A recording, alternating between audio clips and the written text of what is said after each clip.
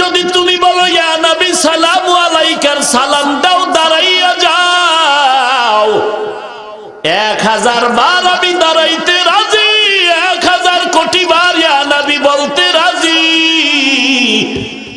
তবে আমার কথা হলো, নবীর রেখে যাওয়া 10 লক্ষ হাদিস এই জমিনের মধ্যে আছে কম বেশি।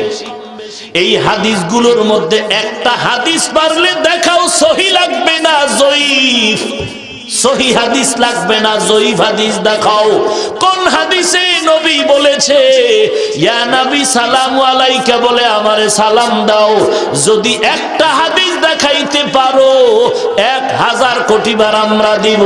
বরং এই সিস্টেমের সালাম আবু বকর দেয় নাই, ওমর দেয় নাই, ওসমান গনি দেয় নাই, কোন সাহাবারা দেয় নাই। পারলে দলিল দাও, 1 নম্বরে হাদিস দাও, না পারলে সাহাবারা করছে তার দলিল দাও। যদি বলো না, তোমরা যে হানাফি হানাফি হানাফি মাযহাবের চিৎকার দাও, বলো দাঁড়াইয়া ইয়া নবী সালামু আলাইকা সালাম দিলে যদি আমার নবী খুশি হয়, আল্লাহ খুশি হয়, এমন দামি বরকতের খুশির কাজটা আবু বকর করলেন না কেন, ওমর করলেন না কেন, ওসমান করলেন না কেন, কোন সাহাবায়ে কেরাম করলেন না কেন, আবু হানিফা করলেন না কেন, ইমাম মালিক করলেন না কেন, ইমাম শাফি করলেন না কেন, আহমদ বিন হাম্বল করলেন না কেন?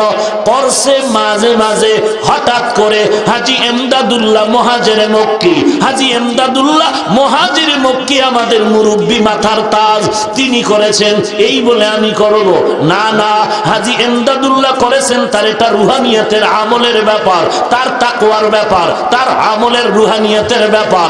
তার মতো 1000 গুণের 1 ভাগ তাকওয়া তো তোমার মধ্যে ঢোকে নাই।